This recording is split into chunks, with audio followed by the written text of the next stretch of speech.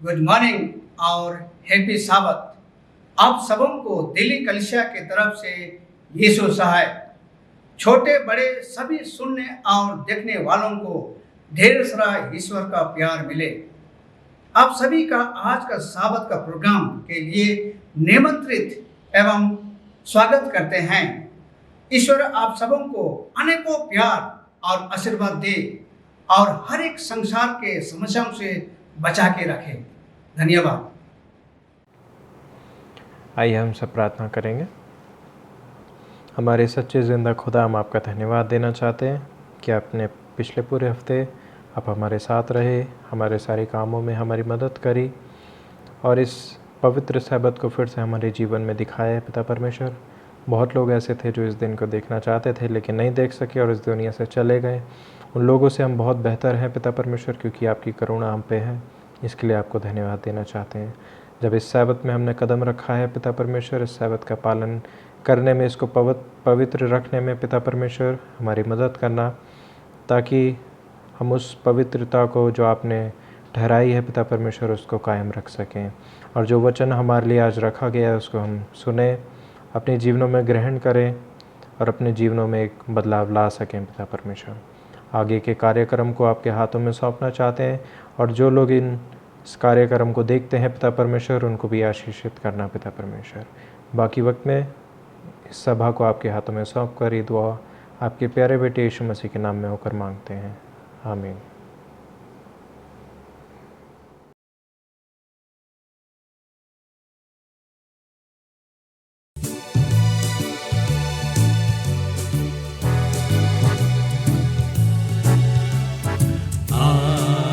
दिल पुकारे प्यारे मसीहा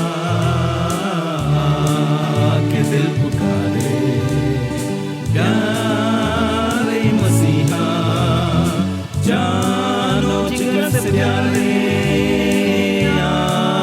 के दिल पुकारे, जानो जिगर से प्यारे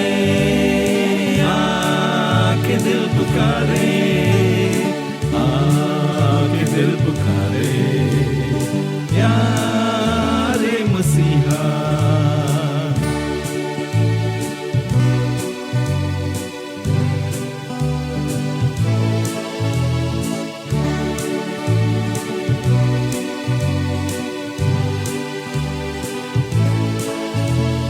जीवन डगर है सुनी, रूह मेरी प्यासी, तेरे बिना मसीहा हर समय उदासी। तू नहीं तो कैसे दिन कोई गुजारे, तू नहीं तो कैसे दिन कोई गुजारे। आके दिल पुकारे प्यारे मसीहा।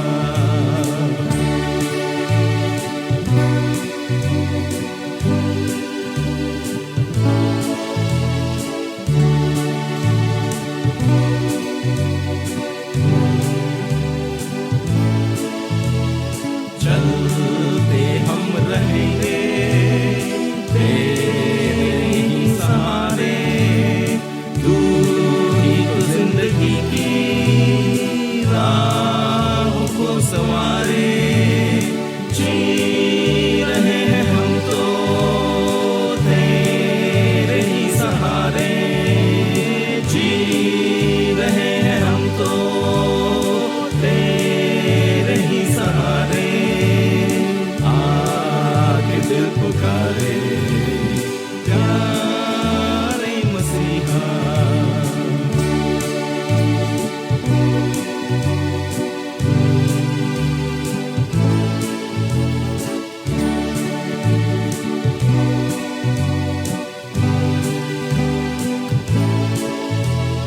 तेरे प्यार की ज्योति दिल में चल उठेगी, पास तेरे मुझको हर खुशी मिलेगी।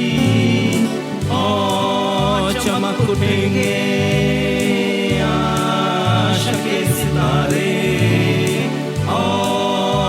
चमक उठेंगे आशा के सितारे, आके दिल पुकारे प्यारे मसीहा, आके दिल पुकारे प्यारे मसीहा, जानो जिगर से प्यारे आके दिल पुकारे, जानो जिगर से प्यारे आके दिल पुकारे, आके दिल पुकारे प्यारे मसीहा।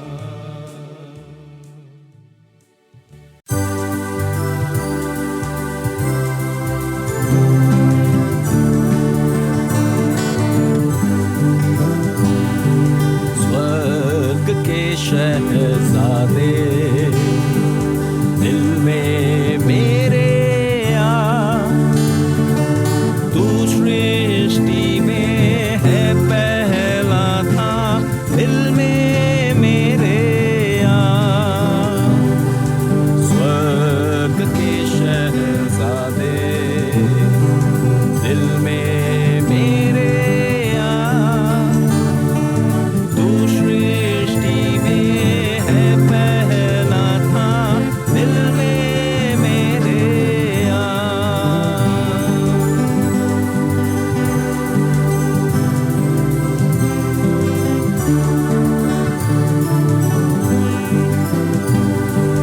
धरती तेरी आकाश तेरा, तेरा है सारा जहां, हमको मिलेगा ईश्वर प्रेमी तेरे जैसा कहाँ। धरती तेरी आकाश तेरा, तेरा है सारा जहां, हमको मिलेगा ईश्वर प्रेमी तेरे जैसा कहाँ। सूरज भी दुनिया से कहता तू है ज्योति भरा, तू सृष्टि में है पहला था, दिल में मेरे आ।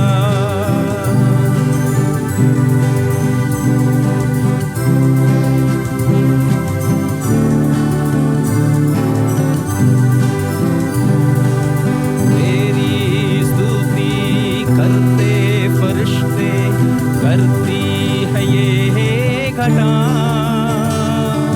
तू है स्वामी इस दुनिया का, सूले पे फिर भी मरा। तेरी स्तुति करते फरिश्ते, करती है ये घटा, तू है स्वामी इस दुनिया का, सूली पे फिर भी मरा। तू है जीवन का दाता, तूने दया से भरा, तू सृष्टि में है पहला था, दिल में मेरे आ। स्वर्ग के शहजादे दिल में मेरे आ, तू सृष्टि में है पहला था, दिल में मेरे आ, दिल में तू मेरे आ, दिल में मेरे आ।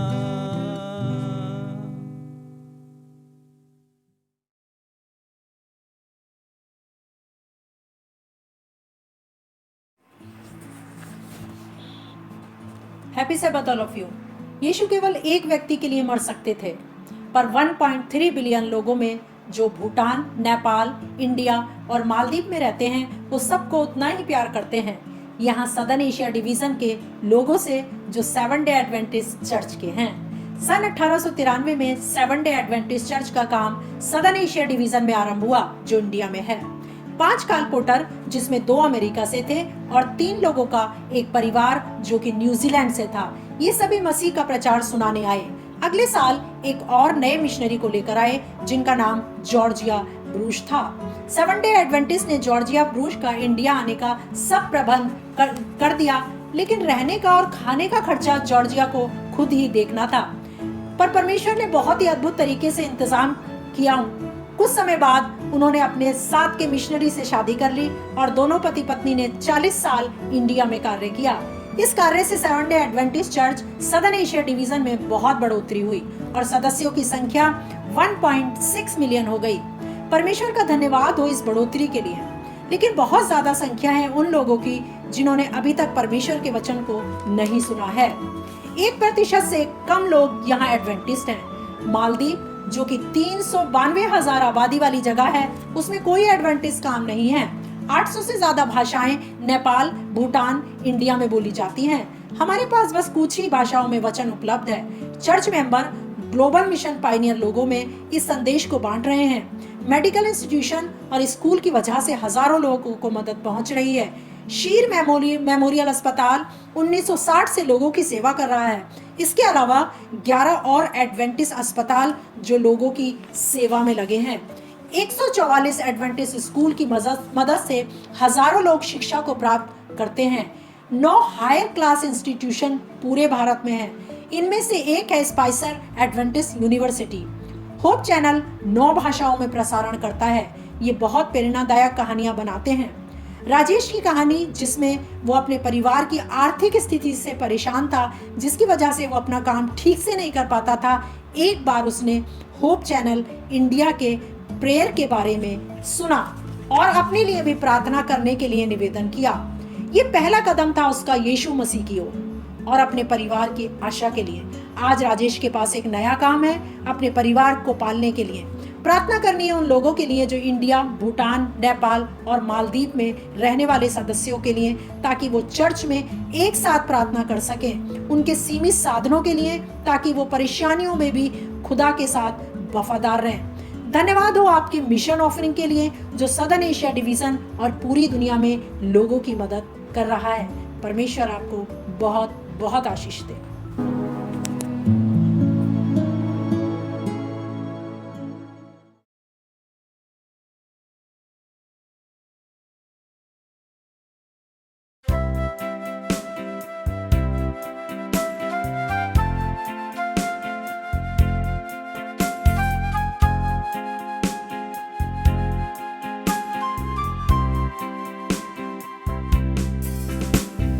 पर्वतों को देखूंगा मैं, पर्वतों को देखूंगा मैं। कौन है मददगार मेरा, कौन है मददगार मेरा। मेरा मददगार खुदा है, मेरा मददगार खुदा है। जिसने ज़मीं और आसमां को बनाया, जिसने ज़मीं और आसमां को बनाया। पर्वतों को देखूंगा मैं,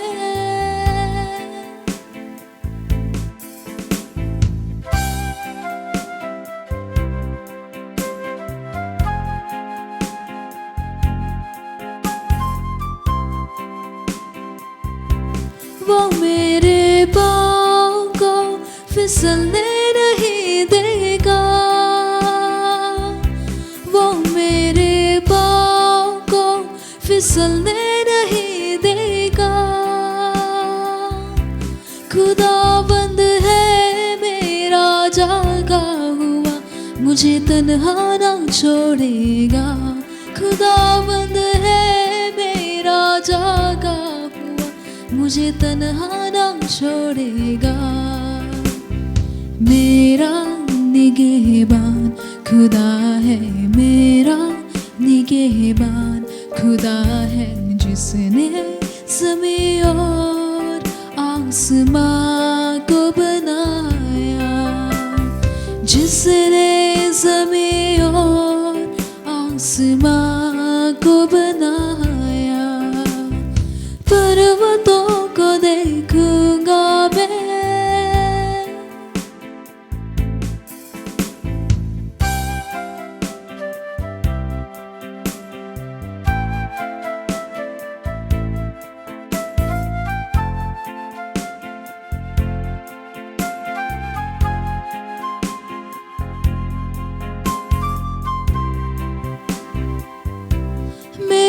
जागो भला छू भी न पाएगी, मेरी जागो भला छू भी न पाएगी।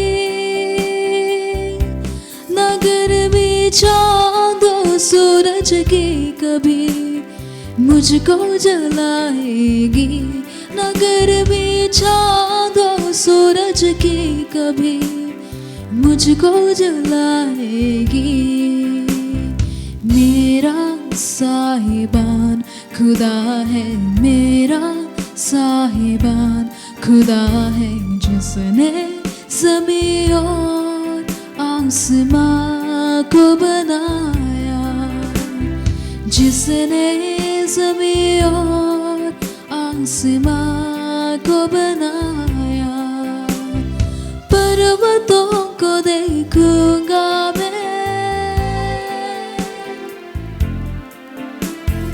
पर्वतों को देखूंगा मैं, कौन है मददगार मेरा, कौन है मददगार मेरा। मेरा मददगार खुदा है, मेरा मददगार खुदा है, जिसने ज़मीं और आसमां को बनाया, जिसने ज़मीं और आसमां को बनाया। पर्वतों को देखूंगा मैं।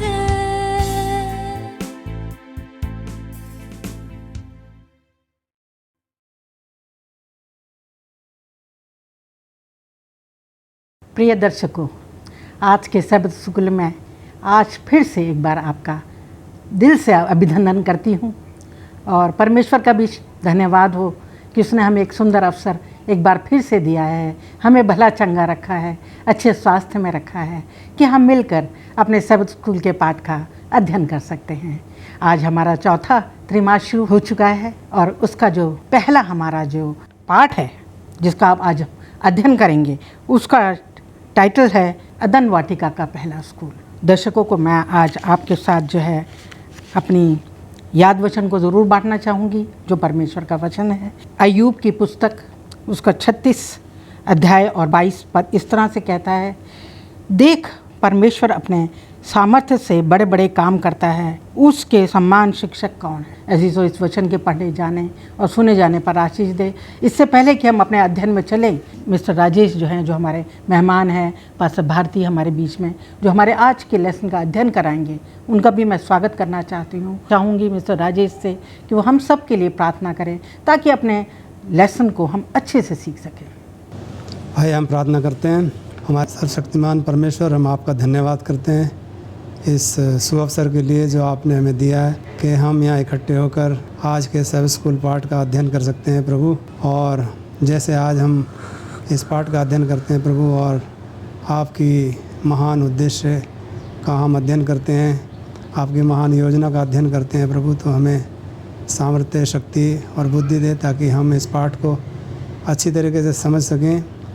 और जितने भी लोग इस सब स्कूल पाठ को देखेंगे या सुनेंगे प्रभु, हम उनके लिए भी प्रार्थना करते हैं, इस अच्छी तकनीक के लिए प्रार्थना करते हैं प्रभु जो आपने हमें दी है कि हम एक दूसरे से दूर होकर भी हम आपके वचन को एक दूसरे से बांट सकते हैं।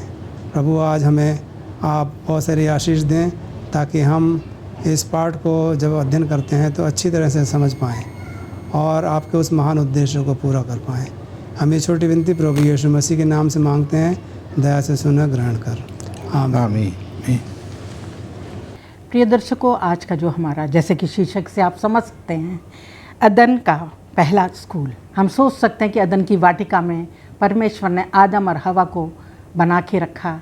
परमेश्वर ने अपने हाथों से अपने स्वरूप में आदम को बनाया, मिट्टी को अपने हाथ में लेके, और फिर हवा को भी बनाया और फिर उन्हें उस अदन की वाटिका में रखा और उनको कुछ कार्य दिया और उनको एक अच्छा वातावरण उन्हें दिया और कोई कमी और घटी उनके जीवन में उन्होंने नहीं दी।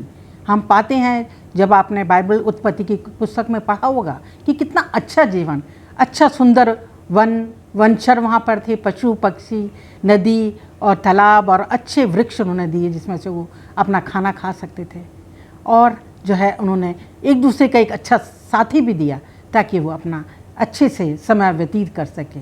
और परमेश्वर ने उनको वहाँ पर रखा और केवल एक आज्ञा दी और उन्होंने उसका अवहेलना की, हम जैसा कि हम सब जानते हैं। आइए इसके विषय में और भी हम सीखेंगे कि ये पहला स्कूल, इसमें परमेश्वर ने उनको क्या सिखाना चाहता, परमेश्वर का क्या उद्देश्य उनके जीवन से था और हम लोगों को क्या शिक्षा मिलती है। आइए इसको विस्तार से हम सीखेंगे पास्टर भारती और मिस्टर राजेश चंद से। मैं चाहूँगी पास्टर भारती से एक प्रश्न का जवाब कि रविवार का जो हमारा लेसन है उसमें है पहला स्कूल, इसका जो शीर्षक है परमेश्वर आदम और हवा को अदन की वाटिका में रखने का क्या उद्देश्य था, उसने उनको उस अदन की वाटिका में परमेश्वर ने क्यों रखा।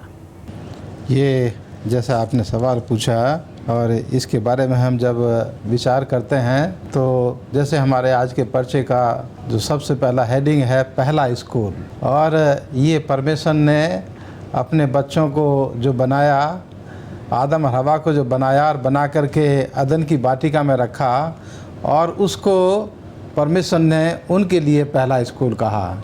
और अगर हम इस पहले स्कूल की हम वातावरण देखते हैं तो ये पेड़ों के बीच में, जहाँ चारों तरफ बाग, पेड़, सुंदर फूल, पशु पक्षी, चारों तरफ जो है वहाँ पर एक खुशी का माहौल था। अगर मैं आज के बारे में सोचूं तो अगर आपने कभी कहीं देखा हो कि जब प्राइमरी स्कूल में आप जाएं और सबसे पहले आप जो नर्सरी की क्लास है उसमें जब आप जाएंगे तो उस नर्सरी की क्लास के जो दीवारें हैं उनके ऊपर आप देखेंगे तरह तरह की पेड़, पशु पक्षी और जानवरों के चिन्ह जो है वो बने होंगे, फूलों की जो है वो तस्वीरें बनी होंगी। तो उसको मैं पहले स्कूल से कंपेयर कर रहा था। और अगर हम अपने हिंदुस्तान के बारे में भी देखें तो हमारे हिंदुस्तान में भी पहले गुरुकुल शिक्षा प्रणाली थी। और गुरुकुल शिक्षा प्रणाली वही थी कि वो स्कूल जो थे शहर में नहीं होते थे, बल्कि वो शहरों से, गांव देहात से दूर जंगलों में गुरुकुल शिक्षा के स्कूल जो थे वो खोले जाते थे। और वहाँ शिक्षक और विद्यार्थी वो दोनों साथ ही साथ रहते थे। और यहाँ भी जो हम जो पहला स्कूल है बाइबल में जिसकी हम आज बातचीत कर रहे हैं, यहाँ भी हम देखते हैं कि जो आदम और हवा जो छात्र हैं उनके साथ जो शिक्षक है वो उनके साथ बातचीत करता है। और उसने ये तमाम चीज़ें बागी अदन में उनके लिए बनाई कि तुम इनको देखो और इनसे जो है सीखो। और जो परमेश्वर था वो भी आकर के उनको सिखाता था। और साथ ही साथ यहाँ हम पाते हैं उत्पत्ति की किताब उसके 2 अध्याय की 15 आयत में, यहोवा परमेश्वर ने आदम को लेकर अदन की वाटिका में रख दिया कि वह उसमें काम करे और उसकी रक्षा करे। परमेश्वर ने आदम और हवा को खाली ये नहीं कहा कि तुम खाली यहाँ पर रहो, लेकिन उनको जिम्मेदारी भी दी। और जिम्मेदारी दी कि वो जो हैं वहाँ रहकर रहते हुए काम करें और उसकी रक्षा भी करें। तो यहाँ हम पाते हैं कि काम करने से भी जो है इंसान सीखता है, काम करने से भी इंसान को शिक्षा मिलती है कि जो कुछ वो सीख रहा है उसको वो प्रैक्टिकल रूप में जब उसको वो इस्तेमाल करता है तो वो असली शिक्षा होती है। कि जो हम अपने अनुभव से, अपने काम करके जो हम जो सीखते हैं वो असली शिक्षा है। और परमेश्वर यहाँ आदम की वाटिका में आदम और हवा को यही सिखाना चाहता था इस पहले स्कूल में कि इंसान जो है, जो मैं सिखा रहा हूँ उनको भी ध्यान से सुने और सुन कर के जो है वो इस बाग की देखभाल करे, काम करे और उससे भी जो है वो शिक्षा ले। आसपास के जो पेड़ हैं, फूल हैं, प्रकृति से भी वो सीखे, जो काम कर रहा है उससे भी सीखे। यही परमेश्वर का उसको असली शिक्षा जो है उसको इसी के द्वारा मिल सकती थी। और इसलिए परमेश्वर ने उनको अदन की वाटिका में रखा, ऐसे माहौल में रखा जहाँ वो पूर्ण शिक्षा प्राप्त कर सकें, सच्ची और असली शिक्षा वो प्राप्त कर सकें। जी, जैसे पास्टर भारती ने बताया कि परमेश्वर ने आदम और हवा को बागे अदन में या अदन की वाटिका में रखा। उनको जो प्रकृति थी उससे सीखने की परमेश्वर ने उनको आज्ञा दी या उनसे सीखने के लिए कहा। प्रकृति के बीच में वो रहते थे और चारों तरफ जैसे उनके अच्छा वातावरण था और पशु पक्षी, फूल, पहाड़, नदी सब कुछ वहाँ पर था। तो वो एक प्रैक्टिकल नॉलेज उनको वहाँ से मिलती थी उनके रहन सहन में। सोमवार के अध्ययन में चलते हैं जिसका शीर्षक है अनजान अतिथि। मिस्टर राजेश, मैं आपसे जानना चाहूँगी, पहली कक्षा के लिए परमेश्वर की योजना क्या थी और अदन की वाटिका में अनजान अतिथि कौन था? अदन की जो वाटिका थी उसकी कहानी से तो हम सब परिचित हैं। अब बहुत सारे लोग जानते हैं कि अदन की वाटिका में क्या हुआ और आदम और हवा किस प्रकार से उनका पतन हुआ। ये सारी कहानी तो हम लोग शुरू से बचपन से जानते हैं, लेकिन आज जब हम इसका अध्ययन कर रहे हैं तो हम इसे और थोड़ा गहराई में जानने की कोशिश करते हैं। तो जैसे कि आपने प्रश्न किया कि वहाँ पर अनजाना अतिथि कौन था, एक अनजान अतिथि वहाँ पर कैसे आया। बाग अदन में, अदन की वाटिका में सिर्फ आदम और हवा थे, तो ये अनजान अतिथि जो था ये कौन था? तो जैसा कि हम जानते हैं पहली कक्षा के लिए परमेश्वर की योजना जो थी वो यही थी, और हम देखते हैं कि परमेश्वर की योजना अदन की वाटिका में एक बहुत ही सुंदर पाठशाला उन्होंने बनाई थी। सुंदर पाठशाला जहाँ पर आदम और हवा को प्रैक्टिकल लेसन सीखना था अपनी ज़िंदगी के लिए। परमेश्वर ने इस अदन की वाटिका को इस प्रकार से बनाया था कि आदम और हवा वहाँ पर रहकर जीवन और परमेश्वर के बारे में बहुत कुछ सीख सकें, जीवन के बारे में और परमेश्वर के बारे में वो जान सकें। तो पहली पाठशाला जो थी आदम और हवा की वो अदन की वाटिका में थी, और जो अनजान अतिथि वहाँ पर आया वो अनजान अतिथि और कोई नहीं बल्कि सांप था। आदम और हवा को पाप में गिराने की शैतान की ये एक प्लान था या उसकी योजना थी, और उसने शैतान ने सांप का स्वरूप लिया और वो अदन की वाटिका में आया। और जैसा कि हम उत्पत्ति 3:1 में पढ़ते हैं कि सारे प्राणियों में सांप जो था वो बहुत ही धूर्त था, बहुत ही धूर्त था, और वह किसी भी जानवर की तुलना में दूसरों को मूर्ख बनाने में बहुत सक्षम था। और बाइबल हमें बताती है कि सांप जो था बहुत चालाक और बहुत ही धूर्त था, बहुत ही उसका जो नेचर था वो बहुत ही धूर्त किस्म का नेचर था। और परमेश्वर की आज्ञा थी कि जो पेड़ अदन की वाटिका में जो बीच में है वो मनाही का पेड़ था, इसको हम कह सकते हैं निषिद्ध पेड़ था, जहाँ पर उनको नहीं जाना था। और परमेश्वर की आज्ञा हमें इस कहानी के बारे में बहुत ही महत्वपूर्ण बातें हमें बताती है। परमेश्वर ने आदम और हवा को अच्छे और बुरे के बीच में चुनाव करने की छूट दी थी, और जैसे कि हम जानते हैं कि चुनने की हमारी जो आज़ादी है वो उसे हम आज़ाद हैं कि हम कुछ भी चॉइस कर सकते हैं। और हम शुरू से ये देखते हैं कि परमेश्वर ने मनुष्यों को सही और गलत में चुनाव करने की आज़ादी दी। आदम और हवा को भी परमेश्वर ने ये आज़ादी दी थी। और अगर हम उत्पत्ति 2 में पढ़ें तो वहाँ पे आदम को निषिद्ध पेड़ से नहीं खाने के लिए कहा गया है। जो निषिद्ध पेड़ था, मनाही का पेड़ था, परमेश्वर ने कहा था कि उसके पास भी नहीं जाना है और उसके फल को भी नहीं खाना है, नहीं तो क्या होगा कि वो अवश्य मर जाएंगे, अवश्य मर जाएंगे। बिल्कुल ये श्योरिटी थी, ये एक अश्योरेंस था कि अगर उन्होंने उस फल को खाया, उस पेड़ के फल को खाया तो वो अवश्य मर जाएंगे। और उत्पत्ति 3:3 में भी हम इसको पढ़ते हैं, हवा सांप को परमेश्वर की आज्ञा बताती है। हम देखते हैं कि हवा आज्ञा को इतनी दृढ़ता से और इतनी गंभीरता से उसको नहीं लेती है, और सांप भी परमेश्वर के जो वचन थे उनको भी वो बहुत ही मोड़ तरोड़ के बताता है, और परमेश्वर के कहने का जो सही मतलब था वो उनको नहीं बताता है। ये सब हमें सिखाता है कि हवा ने परमेश्वर के शब्दों पर विश्वास नहीं किया, परंतु उसने सांप के ऊपर विश्वास किया। जो सांप ने कहा वो उसने किया, जबकि परमेश्वर ने हवा को कहा था कि उस फल को नहीं खाना है, उसके पास भी नहीं जाना है, लेकिन हवा ने ऐसा नहीं किया, बल्कि सांप की बातों पर विश्वास करके उस फल को खाया। जैसे भी चंद्रसार आशीष चंद जी ने बताया कि इंसान को परमेश्वर ने स्वतंत्रता दी, आज़ादी दी, चुनने की शक्ति दी कि वो जो है जो चाहे वैसा जो है वो डिसीजन वो ले सकता है। और वो हम आगे पढ़ेंगे कि उसका डिसीजन या उसका जो विचार उसने जिसका डिसाइड उसने किया वो ठीक नहीं था। और हवा को जो बताया गया था तो उसने जो है उसको बहुत एक दिल से जो पालन करना चाहिए कि नहीं, ये मेरे परमेश्वर ने, मेरे पिता ने मुझे बोला है, आज्ञा मानना है, तो वो उसने उस पर ध्यान नहीं दिया। आइए हम मंगलवार के पाठ में चलते हैं जिसका शीर्षक इस तरह से है, इशारा समझने में नाकाम। पास्टर भारती, आपसे जानना चाहूँगी कि शैतान की चालों से हम कैसे सचेत रह सकते हैं, जैसे कि अब इस दुनिया में हम जी रहे हैं, उसकी चालें वो आज भी हम पर चालें चलते हैं। जैसा आपने अभी सवाल पूछा और जैसा चंद साहब ने भी बताया, शैतान जो था वो बहुत चालाक, बहुत धूर्त था कि जितने भी वहाँ पशु बनाए गए थे वो सब में चालाक, सबसे धूर्त था। और आज भी जो है इस दुनिया में जब शैतान काम कर रहा है, हम देखते हैं जैसे कि हवा के बारे में लिखा है कि हवा जो है उस बात को वो नहीं समझ पाई कि जब शैतान जो है वो सांप के रूप में पेड़ के ऊपर जो आया, जब हवा आदम के साथ वो बाग में काम कर रही थी और काम करते करते जो है वो अचानक से वहाँ से उठ कर के दूसरी तरफ चली गई, जबकि परमेश्वर ने उनको कहा था कि तुम दोनों को हमेशा साथ साथ रहना है, तुम दोनों कभी एक दूसरे से अलग ना होना।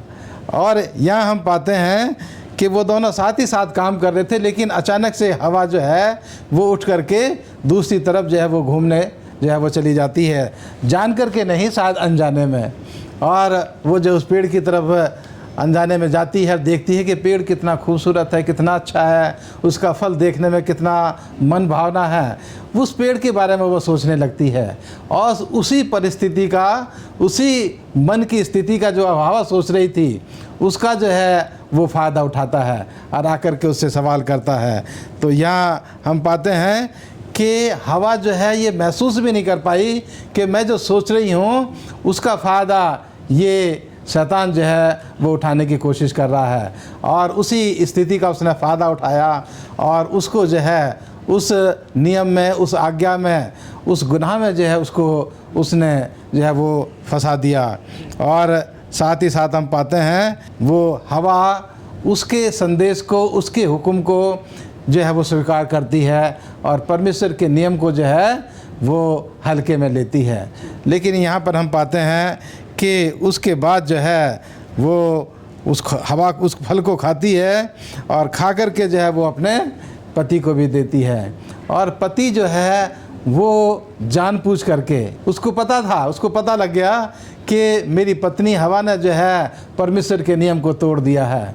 इजी वाइट जो यहाँ पर लिखती हैं, आदम जो है जब उसको पता लग गया और उसने सोचा कि अब मैं कैसे रहूँगा, जो मेरा जीवन साथी है, हम दोनों साथ साथ रहते हैं, कितनी खुशी से रहते हैं, लेकिन अब ये मेरा जीवन साथी मुझसे जुदा हो जाएगा।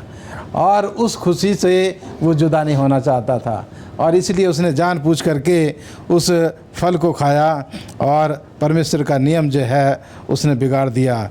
और इसलिए यहाँ पर हम पाते हैं कि आज भी शैतान जो है वो नए नए तरीक़ों से, जिनके बारे में हम सोचते भी नहीं हैं, जिनके बारे में हमने कभी स्वप्न में भी नहीं सोचा है, ऐसे तरीके आज इंसान के सामने लेकर के आता है और इंसान को बरगलाने की कोशिश करता है। जिस तरह से उसने हवा को जो है बरगला करके, बहला फुसला करके और उस नियम को, उस कानून को, उस आज्ञा को उसने जो है वो तोड़वा दिया।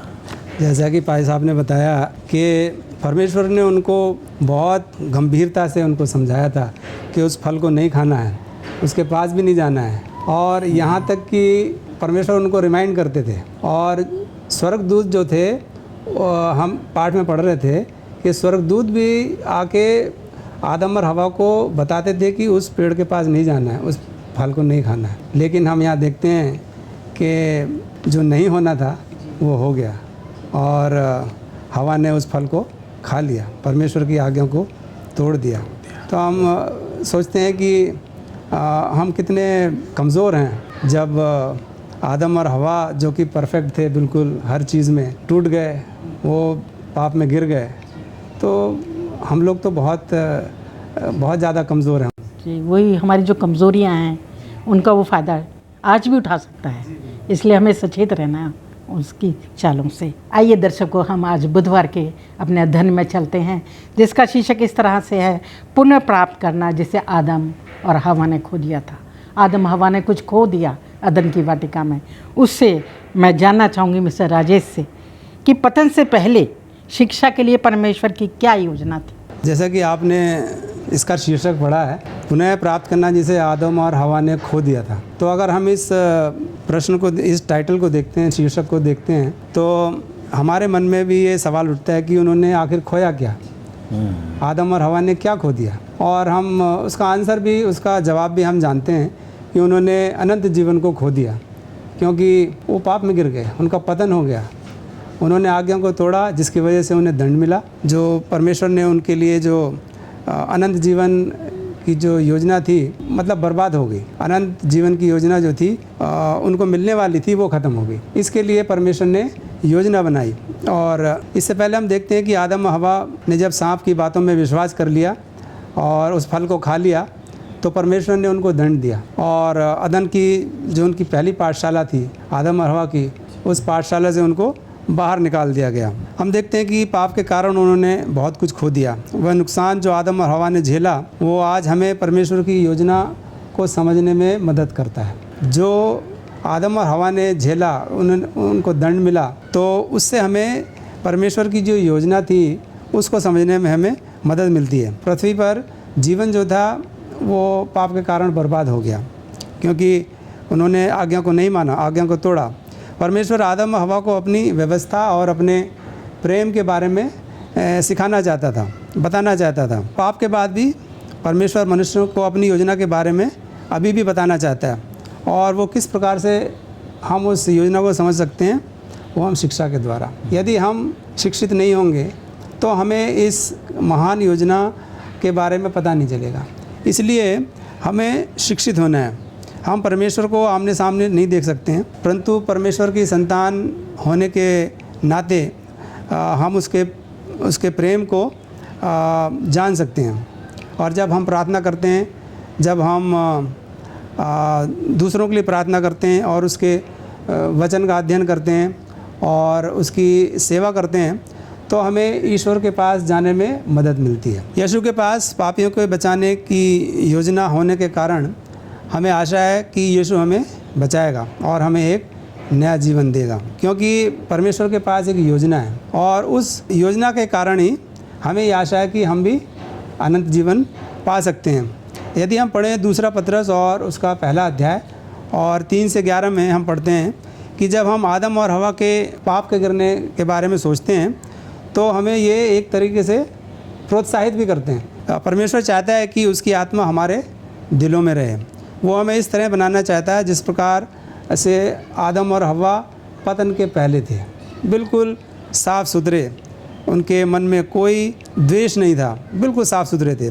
और पतरस हमें ये बताता है कि परमेश्वर हमें फिर से उसी प्रकार से बनाना चाहता है, हमें नया जीवन देना चाहता है। और अगर थोड़ा और आगे हम देखते हैं दूसरे पतरस की किताब में ही पहले अध्याय में और 3 पद में यह लिखा है कि हमें सब कुछ में परमेश्वर के लिए जीने और सेवा करने की आवश्यकता है। और ये एक बहुत ही शक्तिशाली वादा है हम सब के लिए। और पतरस हमें यहाँ और भी ज्ञान देता है। सच्ची शिक्षा हमें सच्चे ज्ञान की ओर ले जाएगी। सच्ची शिक्षा हमें यीशु के समान बनने में मदद करेगी। ये शिक्षा अगर हम लेते हैं तो हम उस अनंत जीवन की आशा कर सकते हैं और फिर हम भी यीशु के बारे में दूसरों के सामने इस वचन को हम बांट सकते हैं। चंद साहब, जैसे अभी आपने बताया, ये सवाल था कि उन्होंने क्या खोया। मैं उसके बारे में सोच रहा था कि आदम और हवा इतने खूबसूरत घर में रहते थे, इतना खूबसूरत वातावरण था, तो गुनाह करने के बाद उन्होंने वो खो दिया। और एक और ख़ास बात, परमेश्वर उनके साथ आकर के रोज़ उनके साथ बातचीत करता था। वो भी एक बहुत बड़ी बात है जो आदम और हवा ने गुनाह करने के बाद खो दिया, कि जब गुनाह कर लिया तो परमेश्वर उनके बीच में आकर के उनके साथ बातचीत करना उसने बंद कर दिया। ये भी एक बहुत बड़ा नुकसान था आदम और हवा के लिए। उसके बाद परमेश्वर उनके साथ कभी वो आमने सामने होकर के कभी वो बात नहीं कर पाया।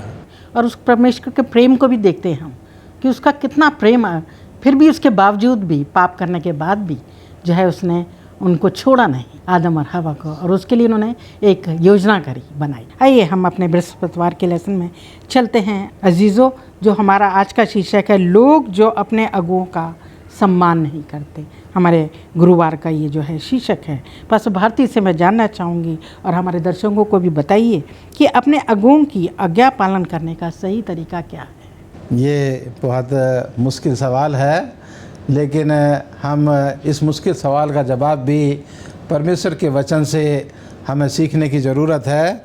और जैसा आज के पर्चे का यह हेडिंग है बृहस्पतिवार का, कि लोग जो अपने अगुओं का सम्मान नहीं करते, और जो आपने पर्चा सीखा, अभी आपने क्वेश्चन पूछा कि लोग जो हैं अगुओं का आज्ञा पालन क्यों नहीं करते, तो इसके बारे में मैं यहाँ पत्रस का दूसरा पत्रस और उसकी कुछ दूसरे अध्याय की कुछ आयतों को यहाँ पर पढ़ना चाहता हूँ।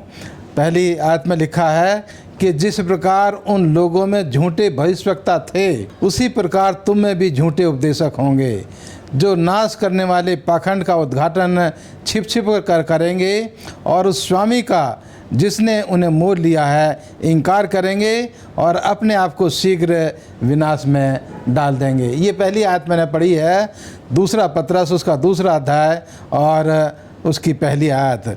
और यहाँ लिखा है, यहाँ पत्रस जो है वो उदाहरण दे करके बता रहा है कि जिस तरह से हमारे बीच में जो है वो झूठे उपदेशक थे, इसी तरह से तुम लोगों के बीच में भी जो है जो झूठे उपदेशक जो है वो होंगे, जो पाखंड का जो उद्घाटन छिप छिप कर करेंगे और उस स्वामी का जिसने उन्हें मोल ले लिया है उसका इनकार करेंगे और अपने आप को जो है वो अपने विनाश में जो है वो डाल देंगे।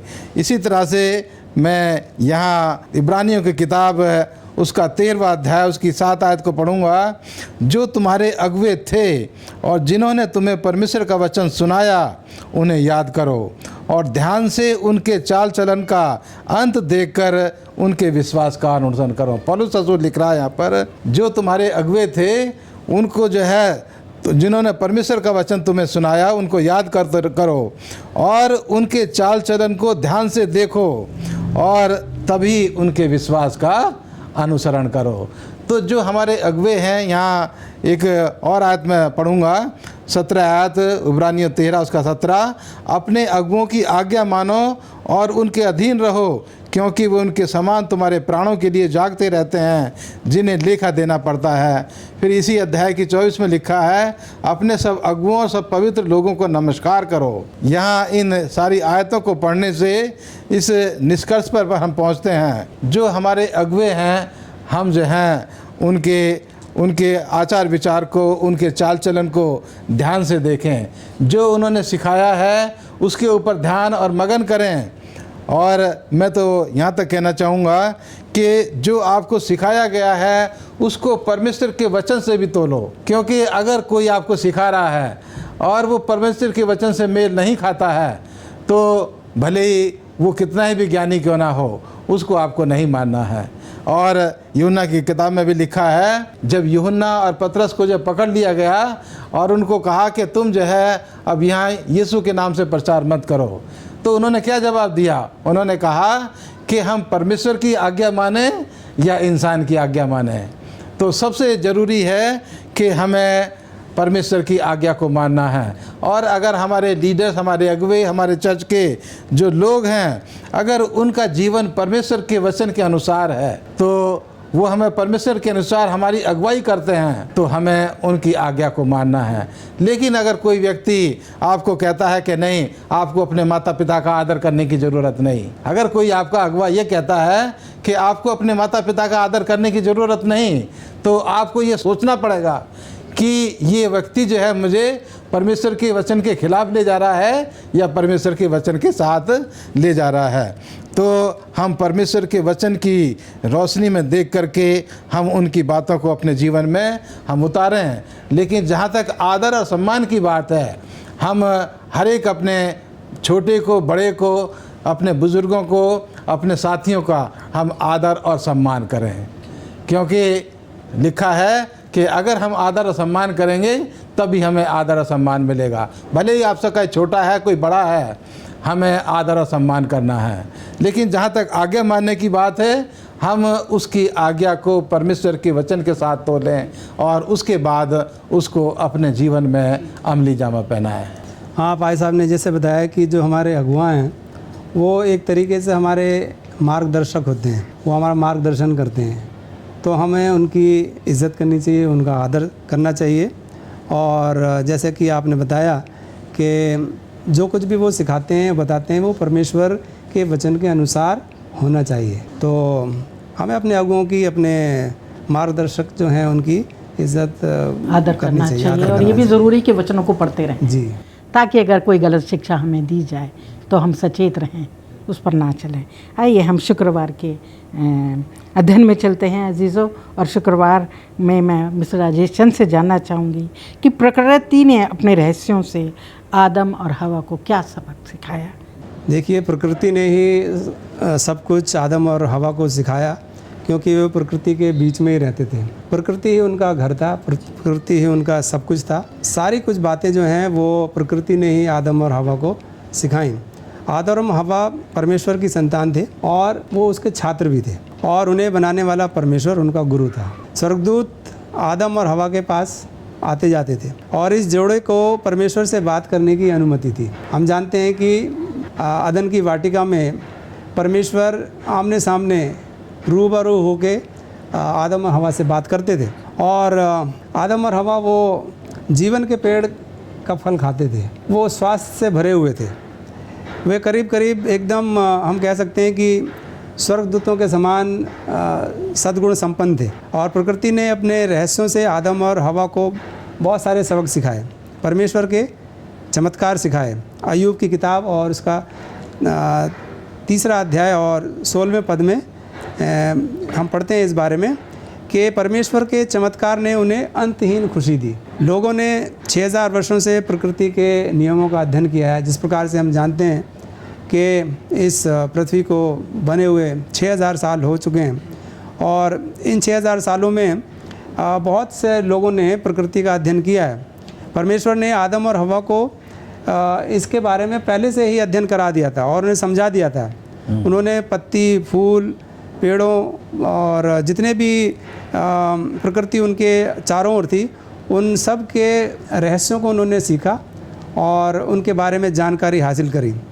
आदम जो था वो हर प्रकार के जानवर को जानता था। जल, थल और हवा के में रहने वाले जो प्राणी थे उन सब को वो भली भांति जानता था, और उस छोटे से छोटे जीव को भी जानता था जो दिखाई नहीं देता है, परंतु जब सूर्य की रोशनी आती है तो उस सूर्य की रोशनी में वो प्राणी दिखाई देता है। और आदम ने प्रत्येक जानवर को उसका नाम दिया। वो सारे जानवरों की, पक्षियों की, जितने भी प्राणी थे उन सब की आदम को अच्छी तरह से जानता था, क्योंकि उसने पूरी तरीके से सारी प्रकृति का, सारे प्राणियों का अध्ययन किया था। उन्होंने पूरी प्रकृति का अध्ययन किया था। उन्होंने तारों और ग्रहों के बारे में सीखा। उन्होंने ये भी सीखा कि आकाश में बादल कैसे तैरते हैं, कैसे रहते हैं। उन्होंने प्रकाश, ध्वनि, दिन और रात सब के रहस्यों को उन्होंने भली भांति सीखा। परमेश्वर का नाम हर पत्ती, पहाड़, पत्थर, हर चमकते सितारे, पृथ्वी, हवा और आकाश में लिखा हुआ है, और इसी के द्वारा, प्रकृति के द्वारा ही आदम और हवा ने सारे रहस्यों को सीखा। एलन जी वाइट हमें बताती हैं अपनी किताब में, वो लिखती हैं कि प्रकृति ने आदम और हवा को परमेश्वर की बुद्धि और शक्ति को दिखाया। आदम और हवा ने हमेशा कुछ ऐसा खूबसूरत खोजा जिसने उनके दिलों को प्यार और आभार से भर दिया। तो एलन जी वाइट हमें ये बताती हैं, आदम और हवा ने परमेश्वर की बुद्धि और शक्ति को दिखाया, क्योंकि वो प्रकृति के बीच में रहते थे और परमेश्वर की शक्ति और उसके सामर्थ्य को उन्होंने महसूस किया था। और जो भी उन्होंने किया आदम और हवा ने वो बहुत खूबसूरती से किया, और उनका दिल है वो प्यार और आभार से भर जाता था जब वो परमेश्वर के प्रकृति को देखते थे। प्रकृति की जब हम बात करते हैं तो हम पाते हैं कि प्रकृति जो थी आदम और हवा के लिए संपूर्ण किताब थी जी। एक पूरी किताब जो है प्रकृति उनके लिए थी। प्रकृति को देख करके उन्होंने जो है जीवन के रहस्यों को सीखा, और उसी प्रकृति को देख करके उन्होंने जो है अपने काम में संतुष्ट होना भी सीखा। तो प्रकृति ने उनको जो है सब कुछ सिखाया जो उनके लिए ज़रूरी था। और हम देखते कि जो कार्य उनको दिया गया था देखभाल का, तो उससे उनको खुशी हासिल होती थी कि हम किसी लायक हैं, हम किसी योग्य हैं। धन्यवाद देती हूँ पास्टर भारती और पास्टर राजेश का, आपका भी, कि मैं आप लोगों ने हमें सबको सिखाया कि अदन की वाटिका में परमेश्वर की क्या योजना रही। परमेश्वर के ये सब जो सुंदरता हम वाटिका में देखते हैं, अदन की वाटिका में इतनी सुंदर सृष्टि, और आज भी इस सृष्टि को हम देखते हैं तो बहुत सुंदर है, क्योंकि परमेश्वर के ये प्रेम को दिखाती है। कितने आत्मीयता से, कितने प्रेम से परमेश्वर ने आदम और हवा को बनाया, और फिर उसने स्वतंत्रता दी कि तुम जो चाहो करो, पर ये मत करना, इस वाटिका में रहो। परंतु उन्होंने जो है उसकी अवहेलना की, उसको भूल गए, उसकी आज्ञा को, उसको ध्यान नहीं दिया, नज़रअंदाज कर दिया परमेश्वर की आज्ञा को। अज़ीज़ों, आज जब हम इस दुनिया में रहते हैं, हम देखते हैं हमारे चारों तरफ जो है बहुत सुंदर सृष्टि है, और हमारे को भी परमेश्वर ने एक अच्छा जीवन दिया है। पर हम अपनी गलतियों के वजह से, अपनी कमज़ोरियों की वजह से हम भटक जाते हैं, और हम देखते हैं कि दुनिया में मृत्यु आ गई, जो कि परमेश्वर ने चाहा था कि उनको अनंत जीवन दिया गया था, परंतु अब मृत्यु आ गई।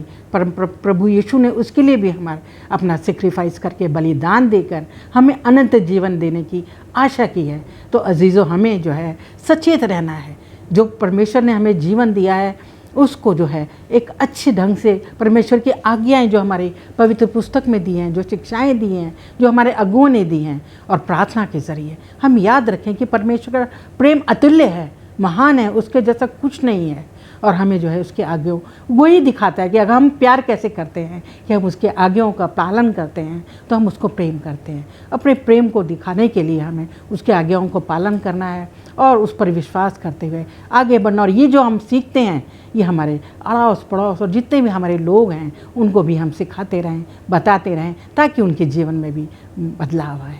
अजीज़ों, इसके साथ ही मैं अपने आज के अध्ययन को ख़त्म करना चाहूँगी, और मैं चाहूँगी कि पास्टर भारती जो है हमारे सबके लिए प्रार्थना करें। अजीज़ों, आप सबको भी आशीष मिले। आइए दुआ करें। ज़मीन और आसमान के बनाने वाले परवरदिगार, हमारे ज़िंदगी के मालिक, हम तेरा धन्यवाद देते हैं कि तूने परमेश्वर आज का हमें समय दिया कि हम तेरे पवित्र वचन से सीख सके, और ख़ास करके अपने आदि माता पिता के बारे में, आदम और हवा के बारे में, कि खुदामंद जिन्होंने तेरे नियम को, तेरी आज्ञा को तोड़ दिया, और उस वजह से दुनिया में तमाम परेशानियां जो आज हम देखते हैं वो खुदामंद इस दुनिया में आई। और ख़ास करके ये मौत जो आज हमारे चारों तरफ है, परमेश्वर उसको भी जो है हमारे आज्ञा पालन ना तोड़ने से इस दुनिया में हम देख रहे हैं। इसलिए खुदामंद तुझसे दुआ करते हैं, तो हम तमाम की मदद कर कि हम तेरे नियम के मुताबिक, तेरी आज्ञा के मुताबिक अपने जीवन को व्यतीत करें, और तुझसे प्यार करते हुए अनंत जीवन के लिए अपने आप को तैयार कर सकें। तो हमारे तमाम श्रोताओं के साथ हो, उनके परिवारों पर, बाल बच्चों पर तेरी आशीष हो, उनके कामकाज पर आशीष दे। मसीह के नाम से मांगते हैं, आमीन।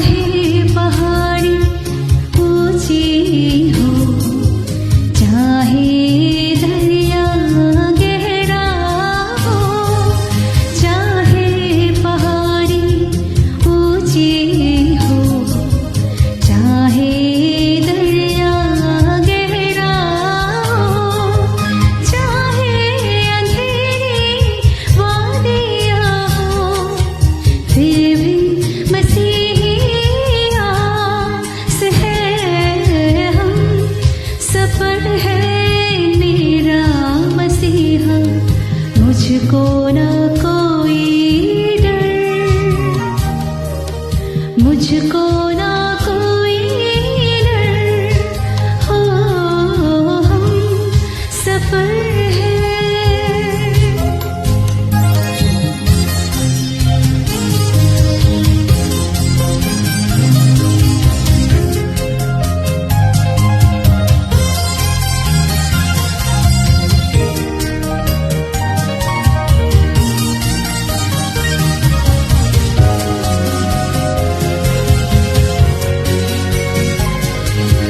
चाहे दोस्त बने दुश्मन, चाहे टूटे हर बंधन, चाहे दोस्त बने दुश्मन, चाहे टूटे हर बंधन, चाहे आए कोई गम, हम सफर ही आस है।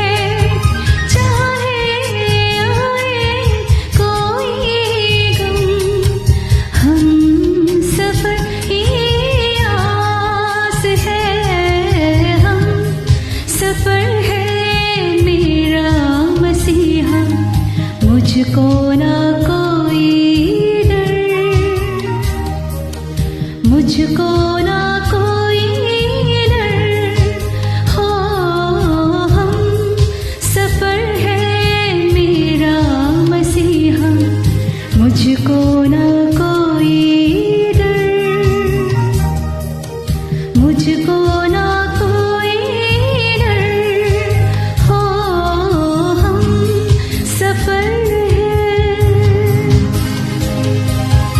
हम सफर है, हम सफर है, हम सफर है।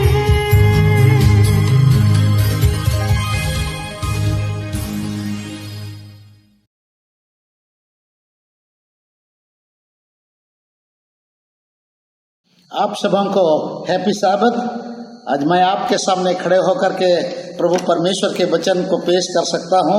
मैं बहुत खुश हूं कि ईश्वर ने यह मौका मुझे प्रदान किया है कि मैं प्रभु के वचन को शेयर कर सकता हूं। इस महामारी के समय में हमने आगे चलने की कोशिश की है, बट जब हम आगे चले हैं हमें बहुत तकलीफ भी हुई है। लेकिन जब मैं पवित्र शास्त्र बाइबल पढ़ता हूँ तो यह पाता हूँ कि मुझे यह संदेश मिलता है, कीप ऑन वॉकिंग, आगे बढ़ते जाए। आगे बढ़िए, आप आगे बढ़ पाएंगे, प्रभु परमेश्वर आपके साथ रहेगा। चलिए वचन पढ़ने से पहले दुआ करें। स्वर्गीय प्रभु, आज हमने तेरे वचनों को सीखने के लिए यहाँ पर अपने आप को उपस्थित किया है। हमारे साथ हो, हमारी अगुवाई कर, तेरी बातों को हम समझ सके। प्रभु, हमारे जीवन में तू क्या करना चाहता है, हमें विश्वास में आगे बढ़ने के लिए निमंत्रण करता है। यीशु के नाम से मांगते हैं, दया कर, सुन, ग्रहण कर, आमीन। लूका की किताब उसका 17 अध्याय उसका 11 से 19 पद को यदि आप पढ़ते हैं तो यहाँ पर बहुत ही दिलचस्पी वाला कहानी आप पाते हैं। प्रभु यीशु मसीह समरिया और गलील होकर के वो आगे बढ़ रहे थे और वह यरूशलेम की ओर वे जा रहे थे। और हम पाते हैं लूका की किताब उसका 17 अध्याय में कि जब वह किसी गांव से होकर गुजर रहा था तो गांव के बाहर 10 लोग खड़े थे। ये लोग बीमार से ग्रस्त थे, इनको कोढ़ी का बीमार था, वे अशुद्ध माने जाते थे, अपने समाज में नहीं रह पाते थे और इसीलिए उन्हें गांव घर से निकाल दिया गया था। ऐसा लगता है कि शायद एक को अपना घर से निकाला, क्योंकि समूह में तो ये बीमारी नहीं हुआ है। और जब बाहर गए तो वो अकेला रहने लगा, और जब अकेला में लोग रहते हैं तो बहुत हताश और निराश हो जाते हैं, लोगों को अच्छा नहीं लगता है।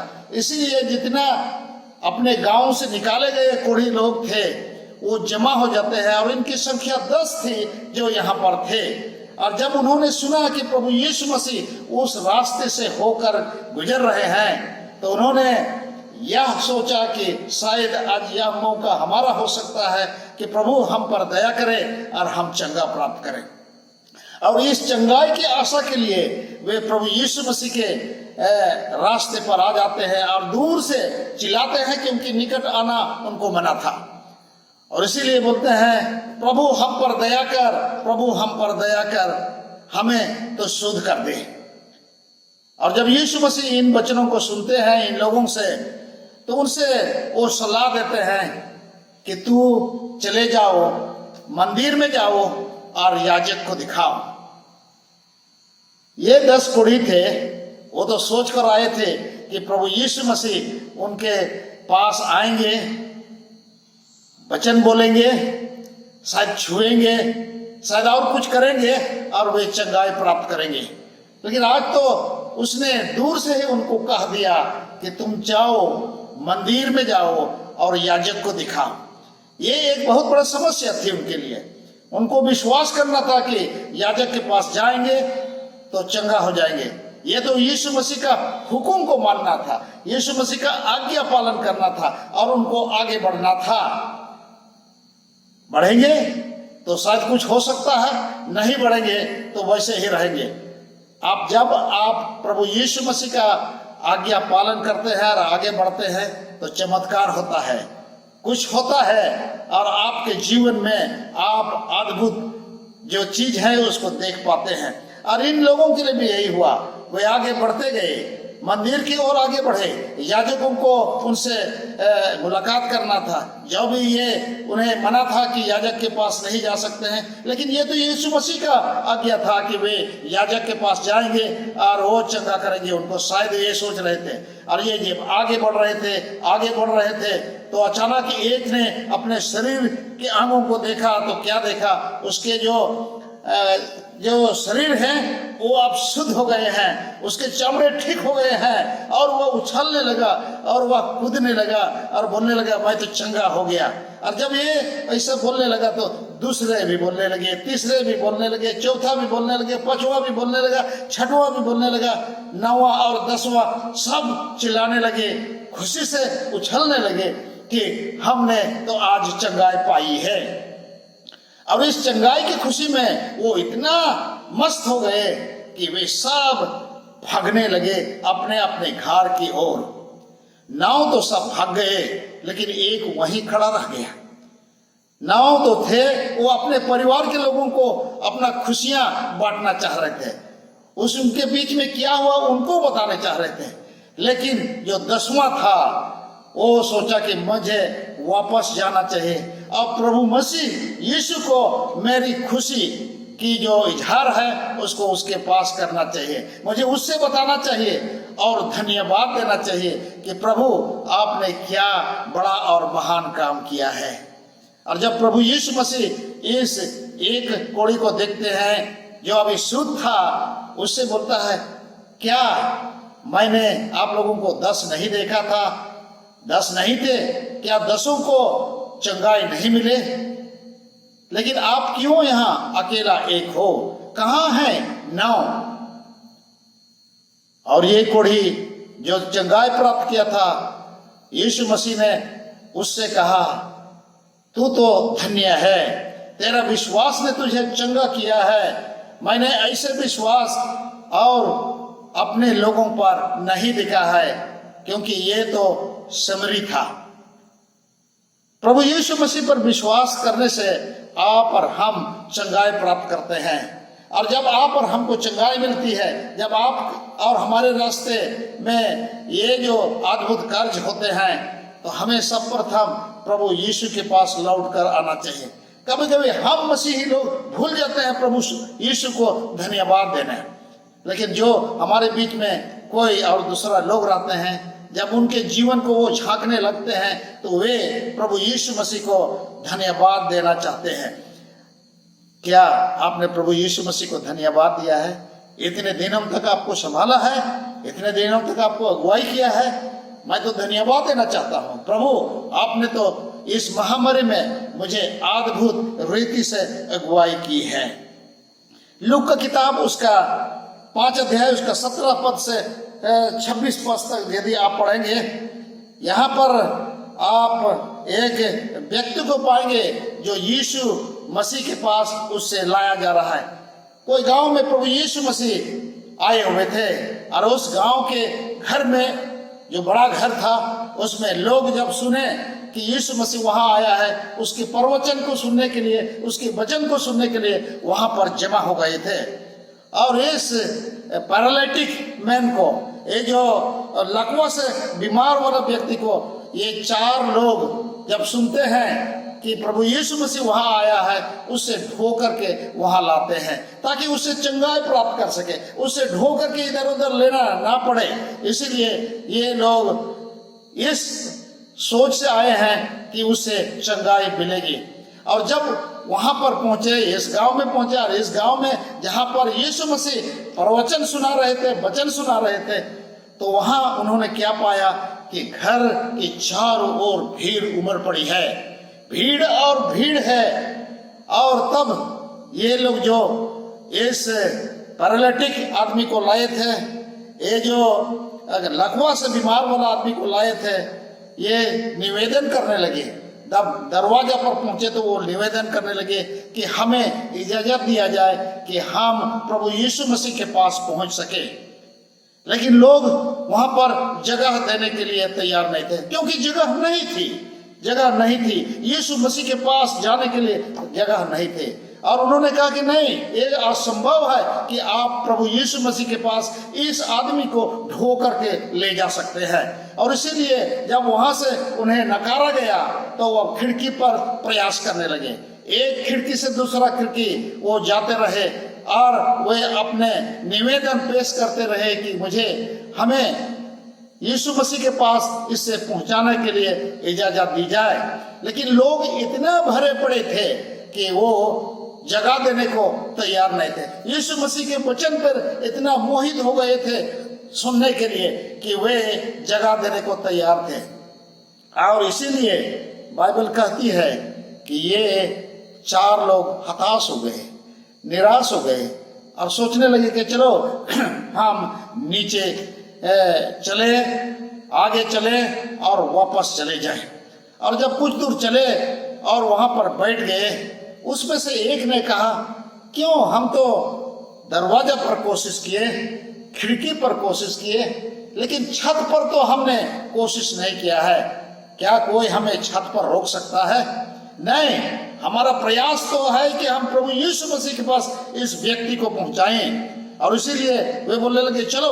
और जब दूसरे 3 सुने तो बोलने लगे ये तो बढ़िया आइडिया है, चलो हम जाएंगे, छत पर चढ़ेंगे और जितना खपरा लगी हुई है, जितना टाली लगी हुई है, उसको हटाएं और जितना से हम उससे उतार सकते हैं, प्रभु यीशु मसीह के चरणों तले इस व्यक्ति को हम उतारेंगे। और जब वहाँ ऊपर चढ़े और वहाँ पर ये टाली हटाने लगे तो लोग वहाँ पर भी चिल्लाने लगे, वहाँ पर भी उन्हें गालियाँ देने लगे।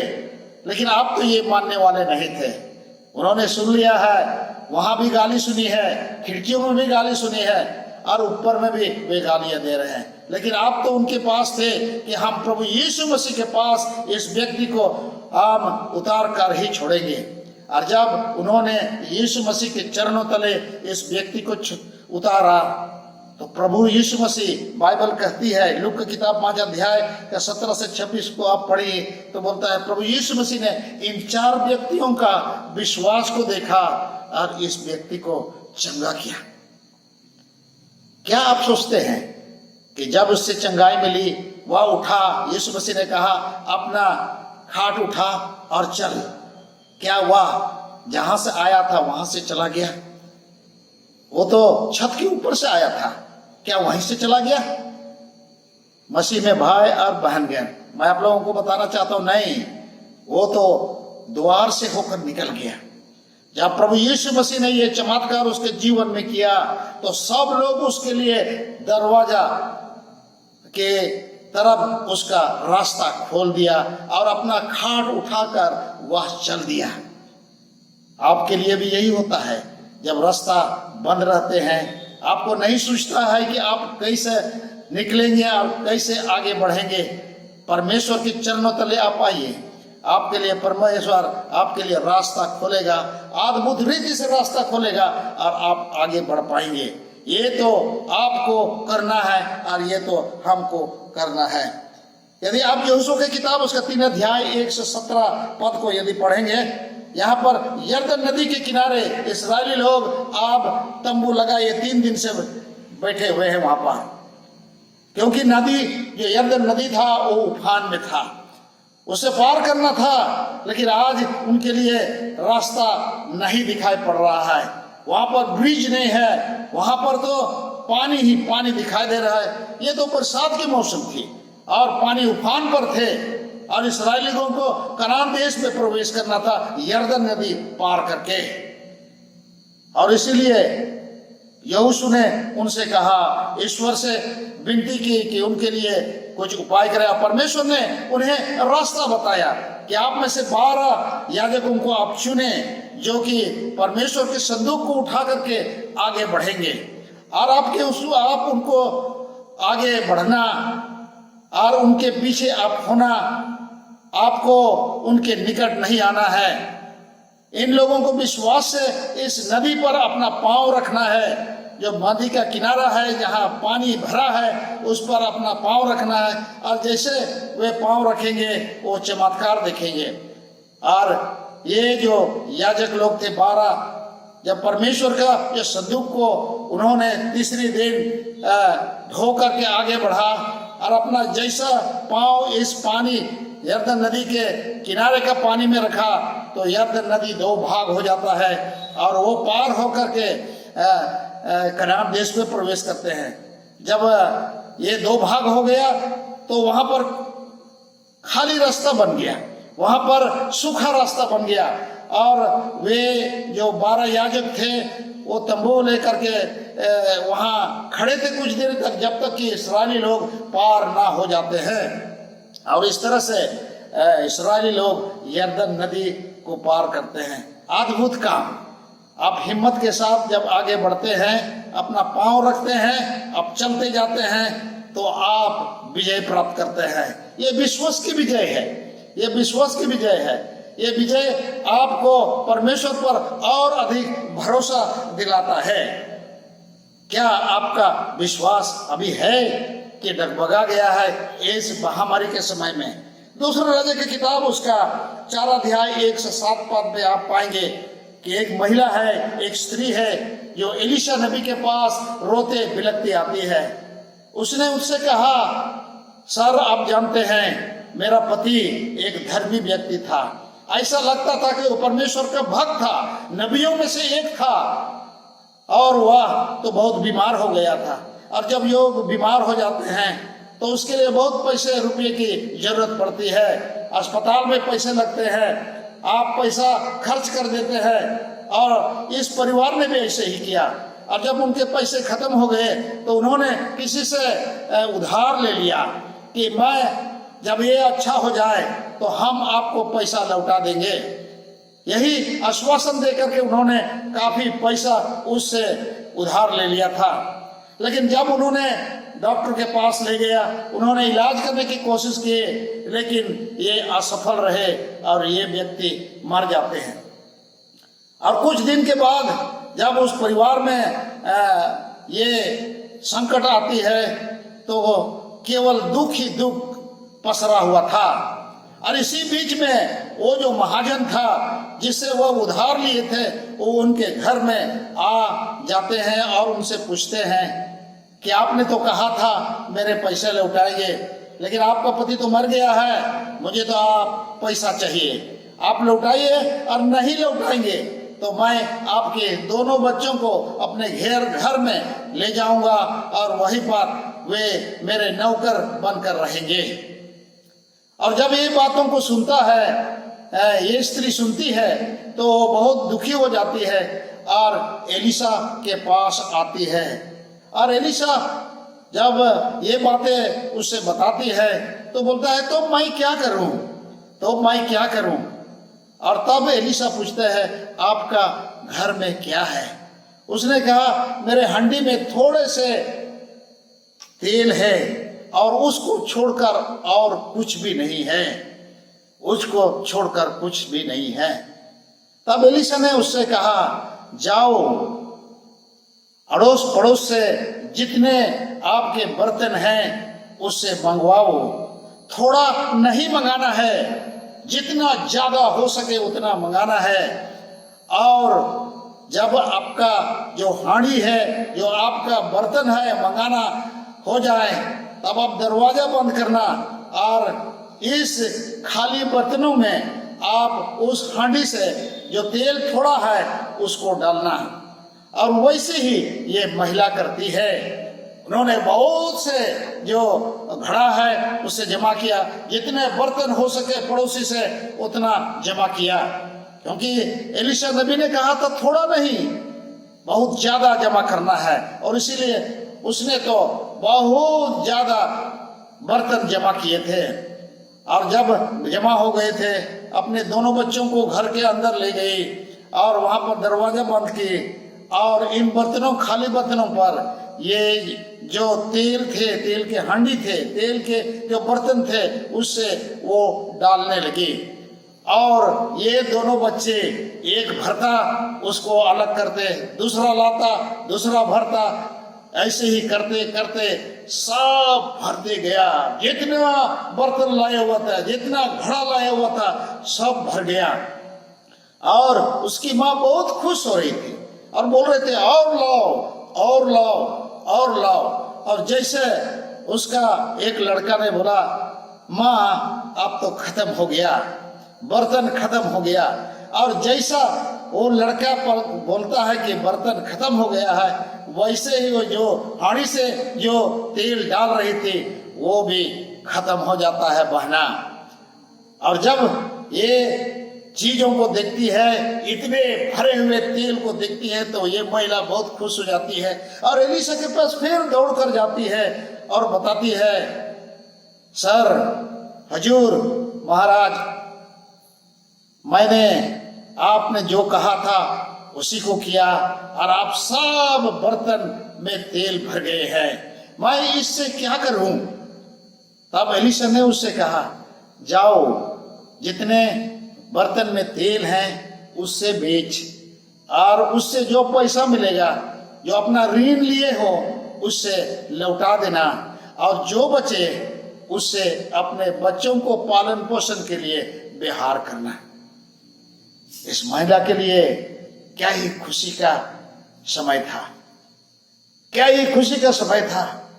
लेकिन इसकी शुरुआत कहाँ से होती है? इसकी शुरुआत तो अपने घर से होती है।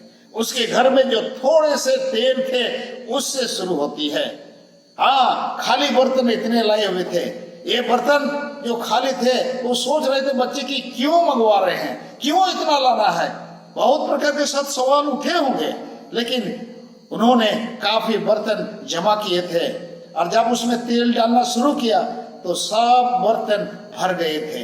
आपका विश्वास भी ऐसे ही होता है, मेरा विश्वास भी ऐसा होता है। प्रभु परमेश्वर आपके विश्वास को परखता है। प्रभु परमेश्वर आपकी जो सोच है उसको बढ़ाता है, आपको आगे ले चलता है। जब आप हिम्मत लगाकर आगे बढ़ते हैं तो प्रभु उसमें आपको विजय दिलाता है।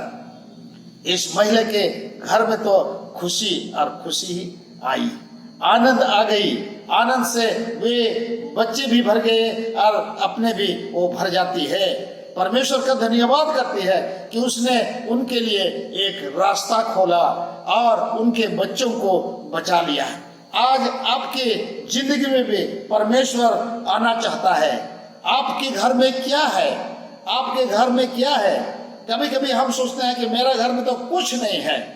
ये स्त्री भी सोच रही थी कि मेरे घर में कुछ है, अगर है तो ये थोड़े से तेल है और इस तेल से क्या हो सकता है, क्या हो सकता है।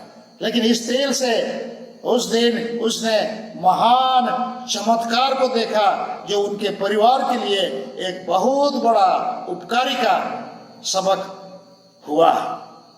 आज ईश्वर आप लोगों को बुलाता है, मुझे बुलाता है और कहता है आप चलते जाइए। Keep on walking in the path of haven. अब स्वर्गीय रास्ते में आप आगे बढ़ते जाएं। इस रास्ते में रुकावट हो सकती है, इस रास्ते में संकट हो सकता है, इस रास्ते में विपद हो सकता है, लेकिन प्रभु परमेश्वर आपको बुला रहा है कि आप आगे बढ़े। मैं आपको अकेला नहीं छोड़ूंगा, मैं आपके साथ रहूंगा, आपकी अगुवाई करूंगा। इसीलिए तो दाऊद भजन संहिता की किताब उसका 23 अध्याय में कहता है, चाहे मैं घोर अंधकार के भरी हुई तराइयों से होकर क्यों न चलूं, मैं हानि से ना डरूंगा। मेरा हानि हो सकता है, लेकिन परमेश्वर आपके साथ रहेगा और आपकी अगुवाई करेगा। चलिए हम प्रार्थना करें। स्वर्गीय प्रभु, आज विश्राम दिन में तूने हमें अपने वचनों के द्वारा उत्साहित किया है प्रभु कि हम आगे बढ़ते जाएं, हम विश्वास में आगे बढ़ें। तकलीफ तो आती है, तकलीफ के बीच में हम कभी कभी मुकर जाते हैं तुझसे, लेकिन तू तो हमें संभालता है और आगे बढ़ाता है। हम सबों के साथ हो प्रभु, हमें आशीषित कर कि तेरे जीवन में हम बढ़ते जाए और विजय प्राप्त करें। प्रभु यीशु के नाम से आमीन, आमीन, आमीन।